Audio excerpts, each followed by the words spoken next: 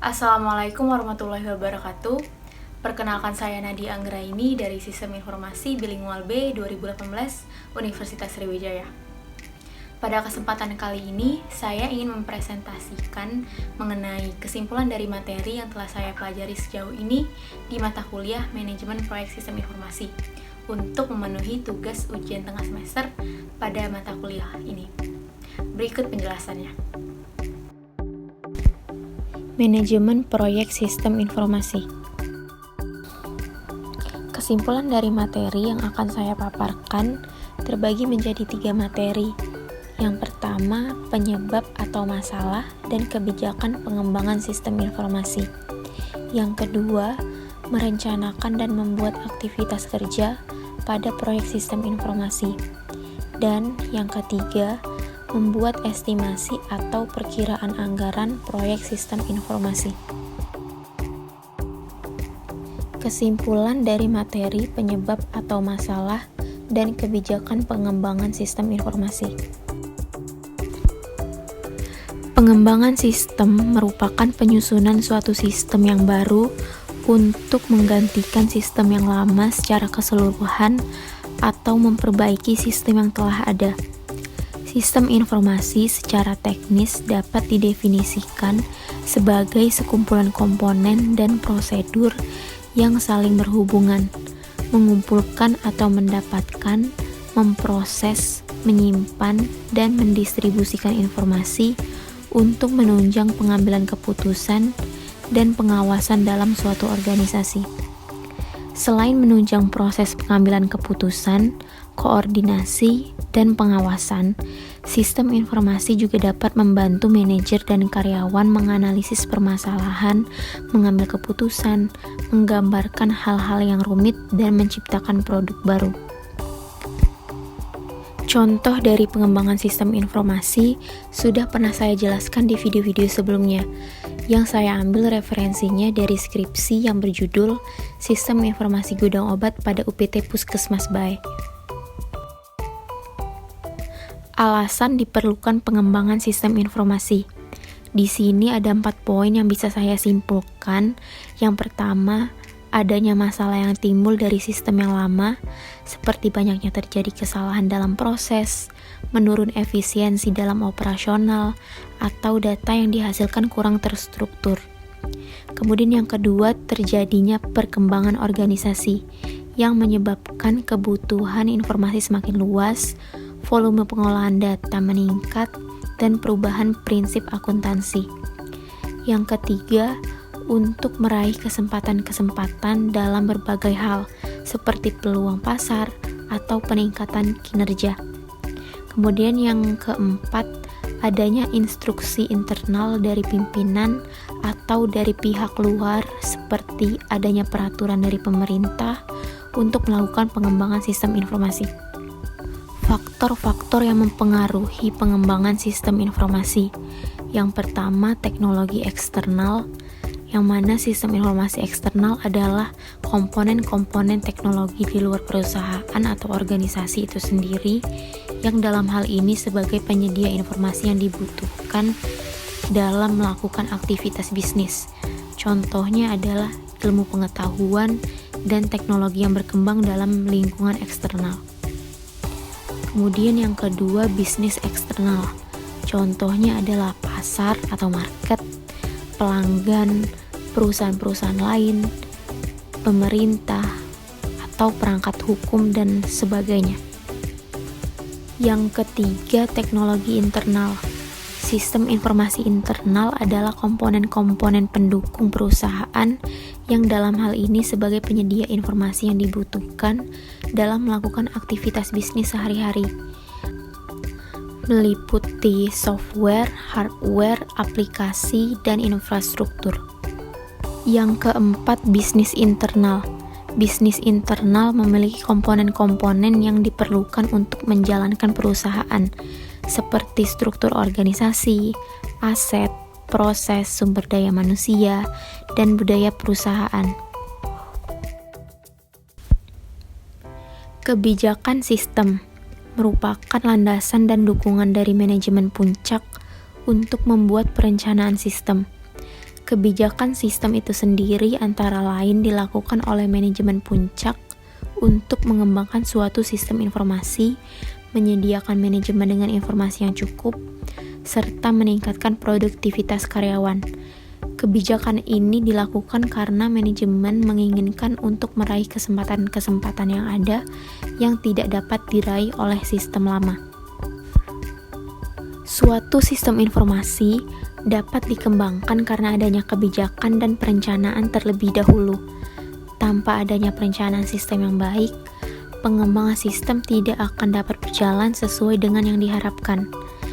Kemudian, tanpa adanya kebijakan pengembangan sistem oleh manajemen puncak, maka pengembangan sistem tidak akan mendapat dukungan dari manajemen puncak tersebut.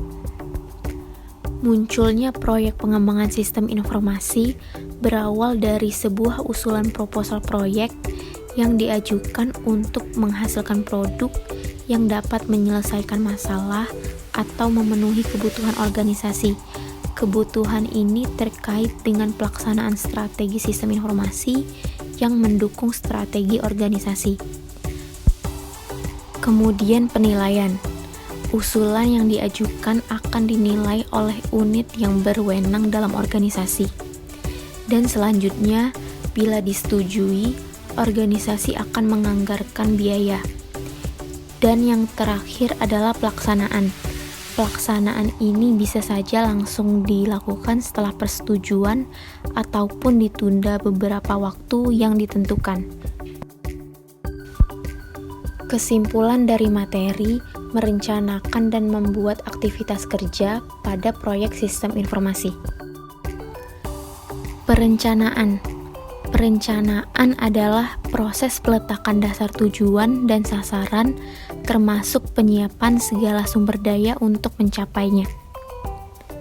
Tujuan perencanaan antara lain memberi pegangan bagi pelaksana mengenai alokasi sumber daya untuk melaksanakan kegiatan, sebagai sarana komunikasi bagi semua pihak penyelenggara proyek, menjadi dasar pengaturan alokasi sumber daya, pendorong para perencana dan pelaksana melihat ke depan dan menyadari pentingnya unsur waktu, dan sebagai pegangan dan tolak ukur fungsi pengendalian. Dalam proyek pengembangan sistem informasi, ada banyak contoh yang bisa digunakan sebagai alat bantu pengolahan proyek. Namun yang paling sering digunakan adalah WBS atau Work Breakdown Structure. WBS adalah suatu metode pengorganisasian proyek menjadi struktur pelaporan hierarkis yang berisi daftar kegiatan atau target dari ruang lingkup suatu proyek yang terorganisir. WBS digunakan untuk melakukan breakdown atau memecahkan tiap proses pekerjaan menjadi lebih detail. Hal ini dimaksudkan agar proses perencanaan proyek memiliki tingkat yang lebih baik. Model WBS memberikan beberapa keuntungan, antara lain memberikan daftar pekerjaan yang harus diselesaikan, memberikan dasar untuk mengestimasi, mengalokasi sumber daya, menyusun jadwal dan menghitung biaya, serta mendorong untuk mempertimbangkan secara lebih serius sebelum membangun suatu proyek. Metode pengembangan sistem informasi adalah proses pengembangan sistem yang formal dan presisi yang mendefinisikan serangkaian aktivitas, metode, best practices, dan tools yang terautomasi bagi para pengembang dan manajer proyek dalam rangka mengembangkan dan merawat sebagai keseluruhan sistem informasi atau sebuah software. Macam-macam dari metode pengembangan sistem ini antara lain ada metode SDLC, metode RAD, metode prototyping, metode spiral, dan metode FAST. Sebagai contoh kasus, di proyek pengembangan sistem informasi gudang obat pada UPT Puskesmas Bae, dalam penjelasan saya di video-video sebelumnya, metode pengembangan sistem informasi yang digunakan adalah metode SDLC atau System Development Life Cycle dengan menggunakan model waterfall. Kesimpulan dari materi membuat estimasi atau perkiraan anggaran proyek sistem informasi. Biaya merupakan pengorbanan atau pengeluaran yang dilakukan oleh suatu perusahaan atau perorangan yang bertujuan untuk memperoleh manfaat lebih dari aktivitas yang dilakukan. Biaya dibagi menjadi dua jenis, yaitu biaya langsung dan biaya tak langsung. Biaya langsung adalah biaya yang terkait langsung dengan suatu proyek sehingga dapat ditelusuri secara tepat. Contohnya adalah gaji karyawan proyek atau pembelian barang proyek dan sebagainya. Biaya tak langsung adalah biaya yang terkait dengan suatu proyek tetapi tidak dapat ditelusuri secara tepat. Contohnya adalah tagihan listrik perusahaan, biaya sewa kantor untuk kegiatan perusahaan, dan berbagai proyek. Dalam melakukan estimasi biaya, terdapat hal-hal yang perlu diperhatikan, antara lain keadaan lingkungan perusahaan, bisa sebagai nilai tukar, kemudian kebijakan estimasi biaya, template, file proyek, informasi historis, pengetahuan tipe proyek, dan pengalaman dari proyek-proyek sebelumnya. Selanjutnya ada pernyataan cakupan proyek, serta WBS dan penjelasannya, dan rencana manajemen proyek, seperti jadwal, SDM, resiko, dan lain-lain. Komponen biaya.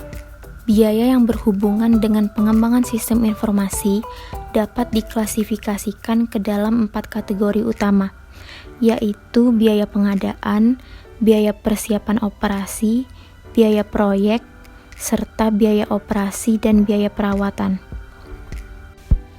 Komponen manfaat. Manfaat di sini berarti keuntungan yang terbagi menjadi dua, yaitu keuntungan berwujud dan keuntungan tak berwujud. Keuntungan berwujud merupakan keuntungan yang berupa penghematan-penghematan atau peningkatan-peningkatan di dalam perusahaan yang dapat diukur secara kuantitas dalam bentuk satuan nilai uang. Sedangkan keuntungan tak berwujud adalah keuntungan-keuntungan yang sulit atau tidak mungkin diukur dalam bentuk satuan nilai uang. Estimasi anggaran proyek yaitu menyatukan semua estimasi biaya masing-masing kegiatan atau paket pekerjaan untuk disusun sebagai patokan biaya. Hal yang perlu diperhatikan dalam penyusunan anggaran antara lain pernyataan cakupan proyek, WBS dan penjelasannya, estimasi biaya kegiatan dan rincian pendukungnya, jadwal proyek dan kalender sumber daya, serta kontrak. Berikut ini adalah contoh estimasi anggaran proyek yang pernah saya buat di tugas sebelumnya, yaitu proyek pengembangan sistem informasi gudang obat pada UPT Puskesmas Bae, yang mana total dari estimasi anggaran proyeknya sebesar Rp59.740.000.